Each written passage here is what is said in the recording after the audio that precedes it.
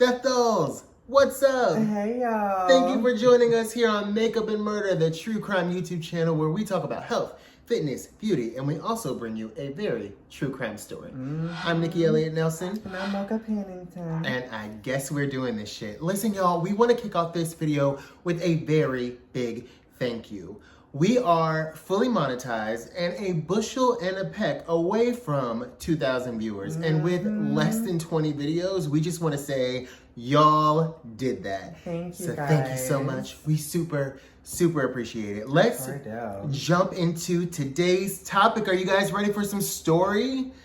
I have been researching this story for about a week now, and it's just something that I wanted to talk about. I wanted to do something that was like a celebrity murder, and I have always been super interested in the punk scene, just like learning the history behind it. I can definitely understand and resonate with the movement. So I wanted to do something from that era, from that time, from that community, and I found the perfect story. So Mocha, are you ready for the story? I sure am, honey.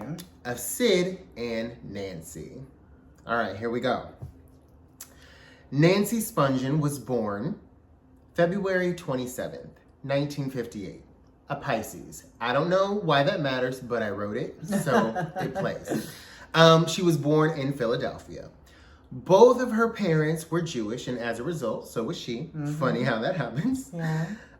Apparently, she nearly died during childbirth as she was born about a month premature, and she suffered from like severe oxygen deprivation. From an early age, her mother recalled her kicking and screaming at an unseen enemy in the nursery, and this would be like a strange foreshadowing for the rest of her life. Oh, my. Her mother went on record to say, "I know it's normal for babies to scream, but Nancy did nothing but scream." Nancy was an interesting child, so much so that the doctor prescribed her a liquid barbiturate, which I am going to assume is some behavior modifying drug. Yeah. Especially because this seemed around the time that if parents didn't like the way their children's behave, they were just like, drug them up. This was like in the... This was in the 60s. Okay. You know, 1958, 60s. So drug them up, experimental drug, let's go for it. Most sources go on to cite that she was emotionally disturbed. What child isn't emotionally disturbed, by the way? Have you seen children? Okay. I'm emotionally disturbed being around them. Exactly.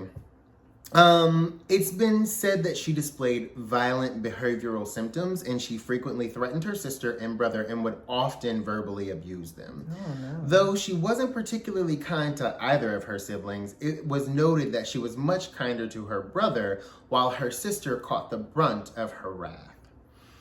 Once, she attempted to stab the babysitter with a pair of scissors. My goodness. Apparently, the barbiturates didn't work as prescribed. Well? Her therapist went on record to say that she was probably just acting out for attention.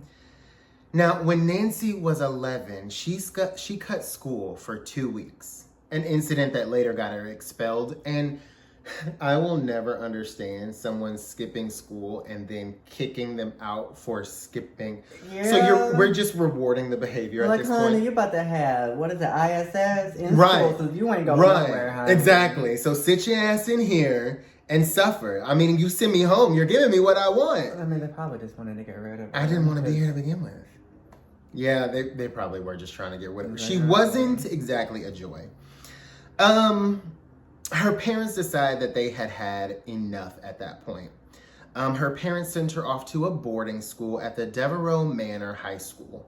Oh, that's a cute name, Isn't honey. it? The Devereaux Manor, honey. I want to go there. Well, that's where the cuteness ends, because in 1972, she ran away from the Devereaux Manor and tried to commit suicide by slitting her wrist, once again, with a pair of scissors. Not she slitting her wrist with a pair of scissors again, because that never happened, but once again, her weapon of choice is a pair of scissors. Shortly after, Nancy was diagnosed with schizophrenia. Now, despite all of this, she managed to graduate high school at the age of 16, and she was accepted into the University of Colorado at Boulder. Old habits, however, die pretty hard. 5 months into her freshman year, she was busted buying weed from an undercover cop, which I don't know of any like undercover beat cop that just like patrols the local university. Probably back in the like day. Back in that day. Yeah, like nowadays, they're like, girl, go to bed. Play nice, girl. Give me a little bit of that. Right. So she even got in trouble for having stolen property in her dorm room. She ended up being expelled from the school and charges were pressed, and her father had to appear in court to plea bargain on her behalf. The hearing ended with Nancy being banned from the state of Colorado. Oh, God, they said, girl, you can't even come back. Not from the university, from, like, the entire state of Colorado. Like, girl, don't come back here. You can't drive through it, honey. You gotta fly through it. Fly around. So, at age 17, Nancy found herself out of options, and back where she started and perpetually bored. She decided she needed a change of scenery and decided to go somewhere where her particularly charming personality would be more acceptable. She went to LA. Nancy moved on from academia and decided that rock and roll was more her scene. Now, there isn't too much information on how one just rolls into the rock and roll scene. Is there like an entrance exam? Or it's probably like the... Prereqs? People are like putting on concerts and she goes to the places and makes friends. Without so much as an aptitude test, homegirl was in. Whatever it was, Nancy must have really aced it because she found herself a groupie for some pretty A-list acts. She moved within the inner circles of Aerosmith, the New York Dolls, the Ramones. If you know anything about the punk scene, these were like pretty big names at the time. Mm-hmm. Little side note, I was surprised to see that Aerosmith was like affiliated with punk because I must have came in on the very tail end of the Aerosmith era because Aerosmith is classic rock, right? Like, but excuse my ignorance. So in the book, Please Kill Me, The Uncensored Oral History of Punk, Nancy was quoted as saying, I was concentrated on all the really big rock and roll stars. I toured with Aerosmith for a while. One of the first nights I was with them, we drove out in the limousine. I was sitting in the back seat with Tom Hamilton on one side of me and Brad Whitfield on the other side. I had one hand on one prick and one hand on the other. Oh, I love her. And she said, I had a good time and I got treated nice. I know everybody. A lot of my really good friends are in the top bands. So, homegirl was living the life. She sure was. I like her, honey. Now, you guys, it's important to note that Nancy was not the same as other groupies. In that time, groupies were required to be thin and exceptionally good looking with a high desire to be chosen by a member of the band. Nancy had shaggy brown hair, was a bit overweight, and never intended to play second fiddle for somebody else's approval. Nancy did not shy away from her broadcasting that she was an overt drug user, and she was not ashamed to say that she at times obtained those drugs by prostitution. Richard Hell, who had an affair with Nancy, said in England's Dreaming, Richard Hell in England's Dreaming, I don't know if that's a book or whatever it is, but describes her as a girl with an exceptionally large drive to be where the action was. For Nancy, that place was rock and roll and rock stars. Sex and drugs were her ticket in, and the ones which she could use to both manipulate and to feel needed. Well, so there's the tea on Nancy. Now, Sid, whose real name was John Simon Ritchie, was born in London, England. As a teenager, Sid was never what you consider to be a scholar. He eventually just dropped out of school and started to kind of bounce around London, searching for a scene that he sort of could belong in. And he was known for like his rebellious and edgy persona. It also had been said that Sid had self-destructive tendencies, which don't we all? Well. In 1977, Sid was spotted by the Sex Pistols band manager, Malcolm McLaren. At the time, the band was looking to replace their existing drummer, Glenn Matlock. Now, McLaren was taken by Sid's devil-may-care attitude, his spiky hair, and his undoubtedly punk rock vibe. So taken that he brought Sid on to replace Matlock. His look was perfect, but there was only one real problem. He couldn't play the damn drum. Sid couldn't play. He was a bass player, and he couldn't prune out one chord. Some people got all the luck. Well, now, the Sex Pistols was one of the lead voices in punk music throughout the 70s, known for their angsty, adrenaline-filled short songs that often express frustration about social and the political climate of the time. The band was, quite frankly, a record company's worst nightmare. Well, their label's first priority, of course, was to make money. And with punk acts, the aim was to let the acts be angry, but to harness the anger in a way that was still profitable for the label. The problem is the Sex Pistols weren't interested in pleasing anyone. This included their label. They weren't interested in making hit songs, just ones that they liked, and they had no desire to reel it in for the sake of being appropriate for the situation. Mm-hmm. They also swore a lot. This eventually led to them being dropped from their label. And all of this was in 1976, before Sid even joined the band. With Sid's proclivity for trouble and the band's unruly nature, his addition turned out to be the perfect storm to awaken Sid's self-destructive habits. Nancy, however, would turn out to be the disaster they both needed to implode. Shortly after Sid joined the Sex Pistols, Nancy took a particular liking to him. Within a year, the two were inseparable. The band really couldn't understand it because they despised Nancy so much that they banned her from shows and tours, finding her a great... Look, I hate this. A horrible woman. Okay, but here's the thing. The Sex Pistols found Nancy to be too much. The Sex Pistols. So like, if that puts things into perspective about like, just like how much Nancy was. Sid, however, found himself to be quite taken by Nancy. Now, this did not bode well for the future of the band. Apparently, the band only played 8 successful shows after Sid and Nancy linked up, and they eventually broke up for good in 1978.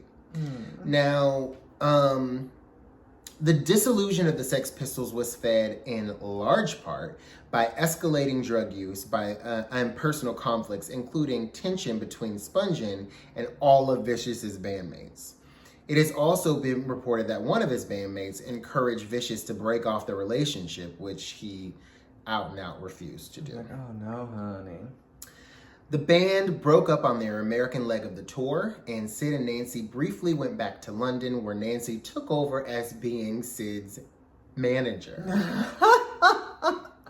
Now, she was able to book Sid a few gigs, but for the most part, he was just like wildly strung out, and his performances were lackluster at best. Remember, he doesn't really know how to play bass. Yeah, so like, it's just him just on stage playing bass. Just like...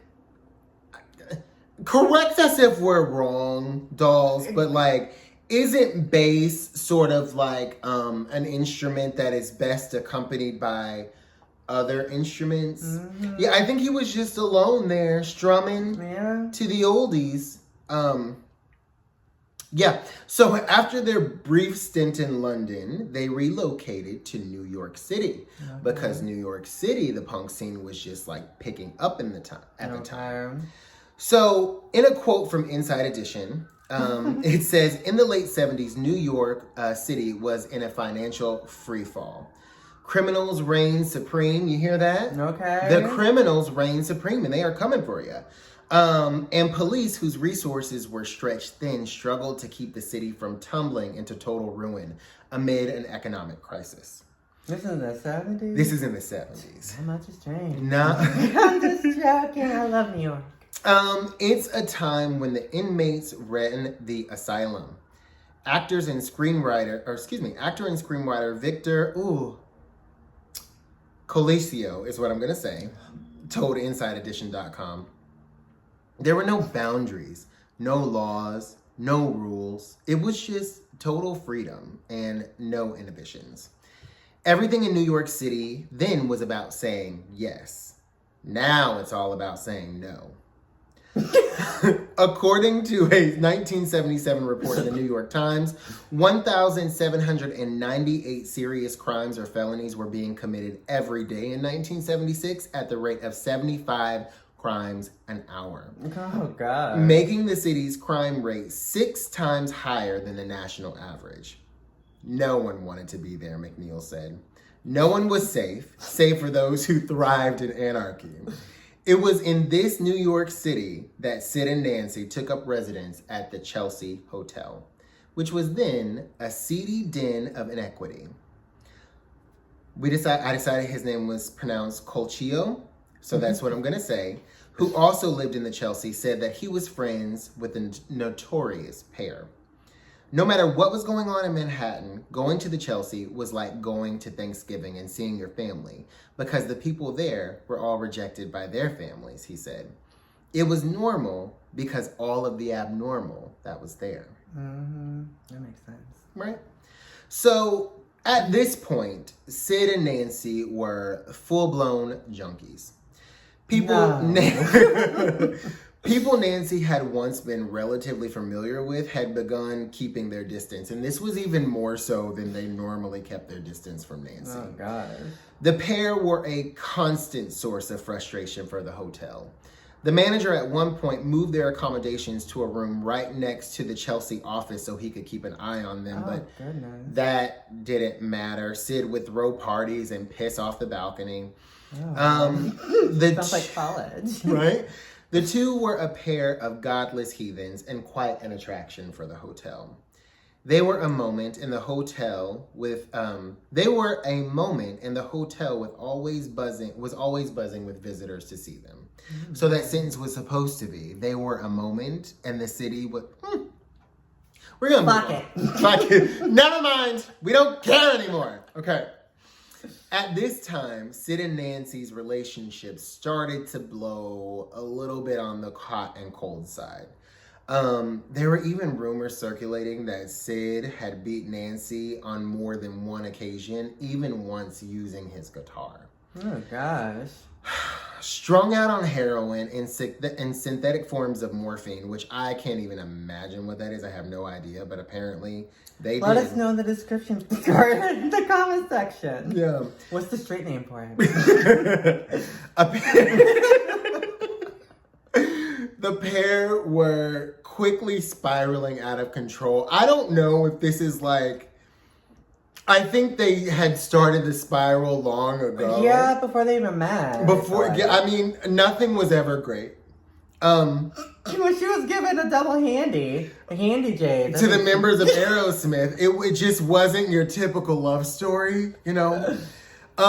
It's said that people would follow behind them as they walked in Times Square, as they had so much cash on them that it would fall out of their pockets as they walked, and they were just too strung out to notice. How are they getting this money? You would think that the revenue streams would have dried up by then, but they're somehow bringing it. You know what? They're probably living on the last of the last. I mean, they're living in the hotel. Yeah. They have to pay at least weekly, right? Yeah. Anyway. But apparently the hotel would charge different rates based on your income bracket. I was reading up on the hotel and they were just it was built by socialists, and I guess that meant that they would take into account your income and what you can afford, and that determine what your accommodations were going to be like. Okay. So it seems like a decent idea. Anyway, they were at the Chelsea, y'all. Now, on October 11th, 1978, Nancy placed a call to their usual drug dealer, who paid them a visit to deliver. Once he arrived to their room, he noticed Sid slumped on the bed and another mystery man in their room. Nancy was present as well, with what is said to be a large bag of cash. Several visitors to the room saw Sid take as many as 30 tablets of, I'm going to pronounce it as Tuinol. Not familiar with what that is, but apparently it's a far larger dose of barbiturates than most of us could survive. And certainly enough to put one at least into a deep state of unconsciousness for hours. And it's said that he remained comatose through the early morning hours that day. Their dealer said that he made the drop and then he left. In the early morning hours of October 12th, Chelsea residents recalled groans of pain and discomfort coming from the Vicious accommodations. And at 10 a.m. that day, Vicious himself called the front desk asking for help. The hotel staff arrived to find Nancy Spungen half naked on the bathroom floor, stabbed in the stomach with a knife. The 20-year-old had bled to death. No. Sid Vicious was arrested, found wandering the halls, out of his mind, and charged with Sponge's murder. Initially, several sources reported that he confessed to the crime, which was why the police hadn't suspected anyone else. However, after the arrest, Vicious recanted his confession, claiming he had been asleep while the murders had occurred. The public, including Vicious's family and friends, believed him. It's said by McLaren that she was his first and only love of his life. I am positive that Vicious was innocent. Now, 4 months after Sponge's death, Sid Vicious died himself of an apparent heroin overdose before the trial could take place, and the NYPD ended up closing that case. Now, there are several theories that implicate someone other than Vicious in the murder, such as one of the two drug dealers who had visited the apartment that night. And that suggests that a robbery could possibly be involved, as certain items, including a large amount of cash, were claimed to be missing from the room. Now, in his book, Pretty Vacant, A History of Punk, Phil Strongman accuses actor and stand-up comic Rockets Redglar of killing Spungen. Apparently, Redglar had delivered drugs to the couple's room at the Chelsea Hotel on the night of Spongen's death. And throughout his life, Redglar, who died in 2001, steadfastly denied any involvement in Spongen's murder to the press. I mean, as he should. But it's said that he often confessed to the murder within his circle of friends to mixed reactions. Friends such as Zoe Hansen took Redglar at his word, but others, including Howie Pyro, have cast doubt on Rocket's claims, insisting that he enjoyed telling exaggerated stories for attention. Well, that's a bit of exaggeration. Right. I'll call the police. Right. Rockets also told the press that he believed that a drug dealer whom he had seen in the lobby of the Chelsea Hotel on the morning of Spongen's murder is the one who committed the crime. As to who actually committed the murder of Nancy, we might never know. It was Sid. And that is the story of Sid and Nancy. It's a really hard one. It's a really hard one because it's so fun to hear, the history of punk and, they obviously live lifestyles that most average people would just not know anything about. And, to hear that is exciting, and then just to see the way that it inevitably ended in a not so great way, it takes you for a ride. It sure does, honey. I still think it was that damn Sid. You think that Sid did it? I don't know. I can't say who did it, because with all of the drugs that he had in his system, yeah. Is he capable? I mean, he was probably hallucinating or something. I don't know. Maybe. You think it was Sid, though? Your money's on Sid. I think it was. It could have been. Death Dolls, who is your money on? Who do you think done killed her? Let us know in the comment section below. I really hope you guys enjoyed that story. Before we get out of here, we got some beauty products to talk about. Mocha. We do. What have you been using? Right, what have you been wearing? Have y'all seen those TikToks where the people take 3 stick foundations and they do the light part, how we do the concealer, highlight, they take their skin color and then they take a darker shade and put it around the perimeter. And then they blend it all together and it's supposed to be cute. I was like, okay, I want to try to do that. Yeah. And so I went out. I ordered these ones by Wet n Wild. Okay. For the, what is it? The photo focus line. You remember, like, a long time ago, like, they put out the first photo focus foundation, and it was amazing. It was like $4 to $6, depending where you get it. Hella cheap, and it was absolutely amazing. So I saw the stick foundations, and I was like, oh, okay, well, let me go ahead and try them out. Now, this is like the bronzing color. It is, what is it? Toffee pecan. Mm-hmm. And then this is like my skin color, which is, what is it? Golden honey. Mm-hmm. Y'all, these suck. These are so bad. Like, they are so oily on the skin. Like, I have dry skin, so like I like shit like moisturizer. Oh, right. No, honey. Like, you have to pound powder to make it like, they're horrible. Don't get these. They are like, thank God I only spent like $10 for both of them. Okay. So it's not even worth the money. $5 each is not worth the money, honey. Don't get it. Get the original one. So you took a chance. You took a risk. I did. And it failed. It did, honey. I regret it. But okay. Get the original ones though, honey. They're real good. Right.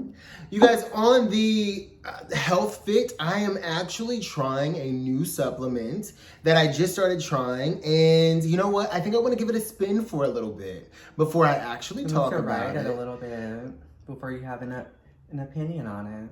That's it. That's definitely it. I definitely want to, just get it in the system, good and in there before we talk about it. It is